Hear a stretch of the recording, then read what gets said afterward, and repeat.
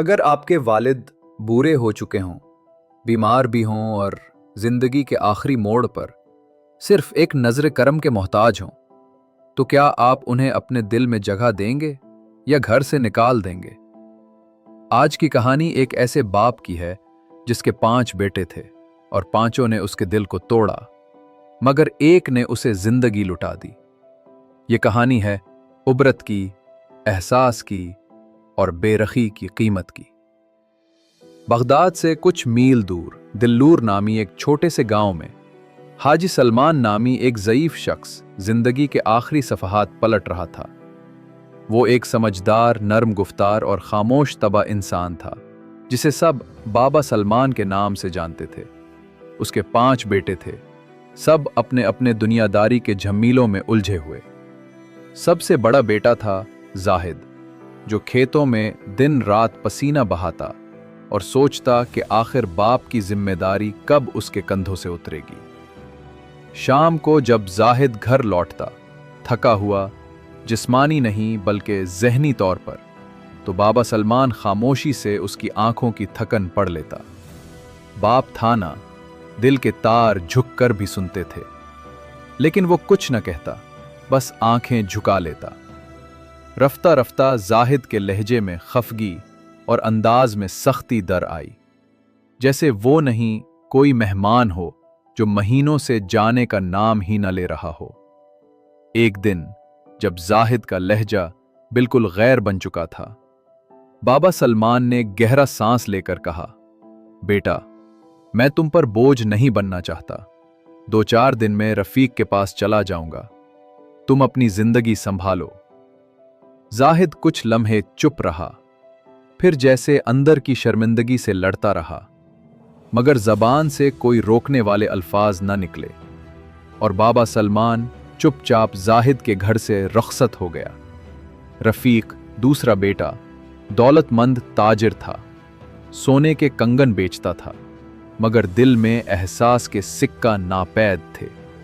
اس کے گھر پہنچتے ہی بابا سلمان کو اندازہ ہو گیا کہ یہاں بھی وجود کی کوئی اہمیت نہیں، بس موجودگی ایک رسم ہے۔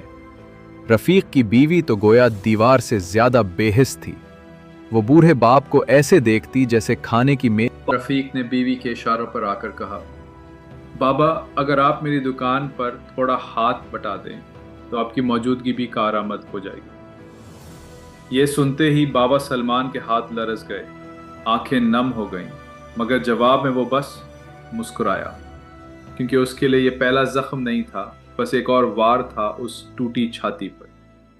راتوں کو جب بابا سلمان کی کھانسی گھر گونجتی، رفیق کی بیوی کروٹیں بدلتی اور آخرکار بول پڑتی، یہ تنگی اب اور نہیں سہ سکتی، انہیں دوسرے بیٹے کے پاس بھیجا جائے۔ رفیق نے سرد لہجے میں کہا، بابا، میں آپ کے علاج کا خرچ دے دوں گا، مگر آپ تیمور کے ہاں چلے جائیں، شاید وہاں آپ کو سکون مل جائے۔ یہ جملہ نہیں تھا جیسے تقدیر کا تھپڑ ہو۔ یوں بابا سلمان اب تیمور کے در پر پہنچا، جو کسان تھا، سادہ کام سے محبت کرنے والا انسان، جو کھیتوں میں مٹی کی خوشبو سونگھتا اور شام کو گھر آ کر بچوں کے کہکاؤں میں مگن ہو جاتا۔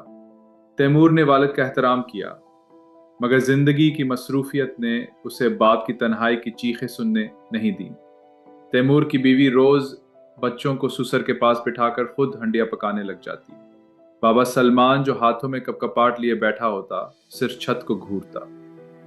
تیمور کے گھر دن ایسے ہی بیتتے رہے، اور پھر بابا سلمان نے اپنا بوریا بستر لپیٹا اور چوتھے بیٹے اقبال کے ہاں جا پہنچا۔ اقبال ایک چالاک کاروباری شخص تھا جس کی میٹھی باتوں میں لالچ چھپا ہوتا۔ شروع میں بڑا پرپاک استقبال ہوا، بابا، اب آپ کا آرام میرے ذمہ ہے۔ مگر جیسے ہی اسے معلوم ہوا کہ باپ کے پاس کوئی جائیداد، سونا، زیور نہیں، سب محبت بھی غائب ہو گئی۔ بیوی نے سسر کو بوجھ سمجھا اور زبان سے چپتے ہوئے جملے روز مانے۔ بیوی نے سسر کو بوجھ سمجھا اور زبان سے چپتے ہوئے جملے روز مارنے لگی۔ اقبال نے ایک دن کہا، بابا، آپ کہیں اور چلے جائیں، میں روزانہ کی یہ چیخ اور کھانسی سننے کا متحمل نہیں ہوں۔ ان الفاظ نے بابا سلمان کے اندر آخری امید کی شمع بھی بجھا دی۔ اب آخری امید چھوٹا بیٹا تھا، انصار جو سب سے کمزور اور غریب تھا، दिहाड़ी लगाकर खाने का बंदोबस्त करता, लेकिन वो वाहिद बेटा था जिसकी बीवी ने बाप को बाप समझा, मेहमान नहीं। अंसार बाबा सलमान की दवाएं खुद ला कर देता और उसकी बीवी हर दिन ससुर का हाथ पकड़कर मुस्कुराती, बाबा खाना तैयार है, दवा लीजिए, आप ही तो हमारे लिए रहमत हैं। बाबा सलमान के चेहरे पर पहली बार सुकून उतरता, आंखों में दुआ, दिल में शुक्र। उसके अंदर के जख्म जो बरसों से रस रहे थे जैसे मरहम पा गए। अब वो हर दिन अपने रब से बस ये दुआ करता, या अल्लाह अंसार और उसकी बीवी को सलामत रख। एक दिन वो शदीद बीमार हो गया। अंसार ने अपने बाप के कदमों को थाम कर रोते हुए कहा, बाबा आप मेरा फख्र हैं, मेरा सच्चा सरमाया। और वो आखिरी दिन तक अपने वालिद के कदमों में बैठा रहा, बना थके, बना शिकायत किए, क्योंकि वो जानता था कि एक बाप अगर साये की तरह जिंदगी में साथ दे तो उसका साया मरने के बाद भी दुआओं की छांव बनकर रहता है। अगर ये कहानी आपके दिल को छू गई हो तो फॉलो और सब्सक्राइब द हलाल टीवी चैनल, क्योंकि हम ऐसी कहानियां सिर्फ सुनाते नहीं बल्कि दिलों में उतारते हैं। अब्दुर्रहमान के आंसू, उसकी बेकरारी और टूटते जुमलों के दरमियान छुपी फिक्रमंदी बूढ़े माजिद खान के आखिरी अय्याम में उसके लिए जैसे जन्नत के किसी ठंडे साये की तरह सुकून लाने वाली थी। माजिद खान ने बेटे को करीब बुलाया, हाथों में लर्जिश थी, सांसें जैसे हवा से मोहलत मांग रही हूँ। उसने धीमी आवाज में कहा, बेटा वक्त आ गया, बस अब रब की मुलाकात बाकी है, मगर तू कामयाब हुआ, तू जीता उस इम्तहान में। अल्लाह तुझे वो इज्जत दे जो दुनिया वाले सिर्फ ख्वाब में मांगते हैं। अब्दुर्रहमान का चेहरा आंसुओं से तर, जैसे दिल में कयामत बर्पा हो गई हो। उसने कहा, अब्बा जान आप हमें छोड़कर मत जाएं, आपके बगैर तो ये घर भी अजनबी हो जाएगा। माजिद खान मुस्कुराया जैसे सदियों का बोझ एक लम्हे में उतर गया हो। बेटा हर शय को एक दिन फना होना है, ये जिस्म तो महज एक लिबास है, अब इसे वापस लौटाना है। अब्दुर्रहमान की आवाज भीगती चली गई, अब्बा जान क्या आप मेरे साथ खुश हैं? मैं वो खिदमत नहीं कर सका जिसके आप हकदार थे। मेरी बीवी भी थोड़ी कम फहम है, अगर दिल में कोई शिकायत हो तो बताएं। माजिद खान ने एक आखिरी गहरा सांस लिया और आहिस्ता से कहा, बेटा सिर्फ तू ही कामयाब हुआ, बाकी सब ने दिल तोड़ा, तूने सहारा दिया। मेरे बाद तुम्हें बगदाद के नूर बाजार में एक बूढ़े शख्स जुनेद चाचा से मिलना है, कहना कि माजिद अब इस दुनिया में नहीं रहा और जो अमानत मैंने उसके पास रखी थी वो तुम्हें सौंप दे। जो कुछ भी मिले वो तुम्हारे लिए है, अपनी बीवी बच्चों के लिए इस्तेमाल करना, ये मेरा तुम्हारे लिए आखिरी तोहफा है। और याद रखना, बाकी भाइयों को कुछ ना देना, ये वसीयत है। चंद लम्हे बाद माजिद खान की आंखें बंद हो गईं, हमेशा के लिए। इस लम्हे अब्दुर्रहमान के वजूद पर जैसे बिजली गिरी। उसने अपने वालिद की नब्ज पर हाथ रखा, दिल मानने को तैयार न था। उसकी बीवी जिसने माजिद की खिदमत दिल से की थी, रोते हुए किचन से दौड़ी आई और ससुर के हाथ चूम कर सिसकने लगी।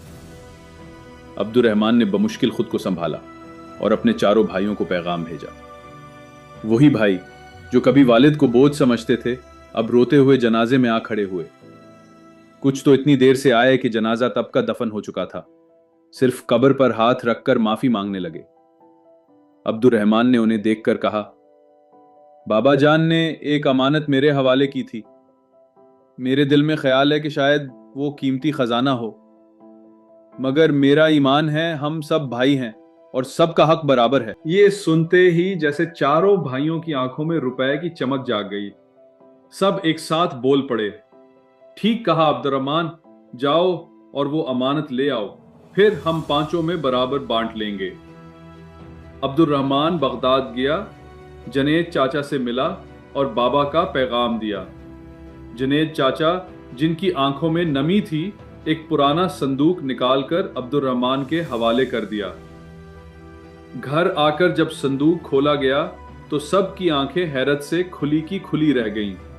इसमें नूर बाजार की 3 बड़ी दुकानों के मलकियती कागजात, माजिद की बीवी के कदीमी जवाहरात और कई थैलियां सोने की अशरफियों से भरी हुई थीं।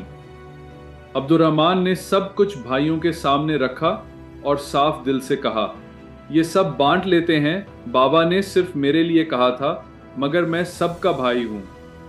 हिस्सा बांट दिया गया।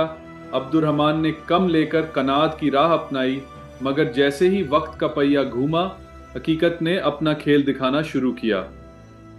چند مہینے بعد سب سے بڑا بھائی حامد اپنے کاروبار نے ایسا پھنسا کہ قرضے کی دلدل میں گھر ڈوبا، مکان بیچا، دکان گئی اور آخر میں وہ سڑک پر آ گیا۔ دوسرا بھائی خرم جو دن رات کلبوں اور جوئے میں لگا رہتا تھا آخرکار چوری کرتے ہوئے پکڑا گیا۔ قاضی نے اسے جیل میں پھینک دیا اور اس کی عزت خاک میں مل گئی۔ تیسرے اور چوتھے بھائیوں کے ساتھ بھی ایسے ہی حال ہوئے جیسے جو سونا ہاتھ لگائیں وہ مٹی بن جائے۔ ماہرین اسے مالیاتی مشورہ کہیں گے، مگر ہم جانتے ہیں یہ تھا ایک باپ کا دکھا ہوا خواب جو ان سے چھن گیا، یا شاید بد دعا۔ دوسری طرف عبد الرحمن نے کچھ اور ہی راستہ اپنایا۔ اس نے کوفہ سے کپڑا خرید کر بغداد کے بازار میں بیچنا شروع کیا۔ ایک دن، 2 دن، مہینہ اور پھر سال اس کی دیانت، باپ کی دعا اور مستقل مزاجی نے اسے اوج کمال پر پہنچا دیا۔ رفتہ رفتہ وہ وہی دکانیں واپس خریدنے لگا جو کبھی اس کے بھائیوں نے بیچ ڈالی تھیں، اور پھر ایک دن وہ نور بازار کا سب سے بڑا تاجر بن چکا تھا۔ اب جو کبھی کہا کرتا تھا میرے پاس وقت نہیں، اس کے پاس نہ وقت رہا نہ عزت۔ لیکن عبد الرحمن اس نے ہر دکاندار کو، ہر گاہک کو یہی کہا، محنت وہ خزانہ ہے جو کبھی ختم نہیں ہوتا، اور ماں باپ کی دعا وہ پیرا ہے جس سے تقدیر بھی جھک جاتی ہے۔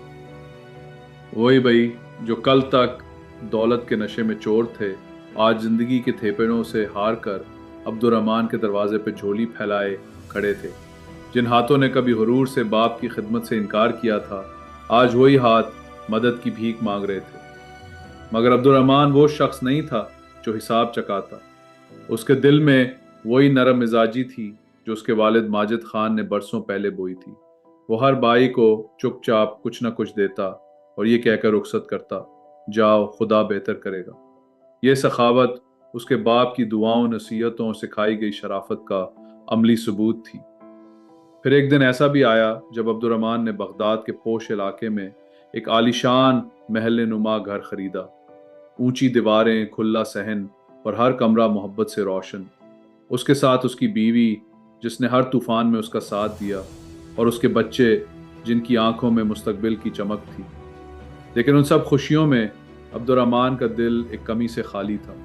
وہ اکثر شفق کے وقت آسمان کی طرف دیکھ کر کہتا، ابا جان، آپ کی دعائیں ہی تھیں جو مجھے اس مقام تک لے آئیں، مگر آپ کے بغیر سب ادھورا لگتا ہے۔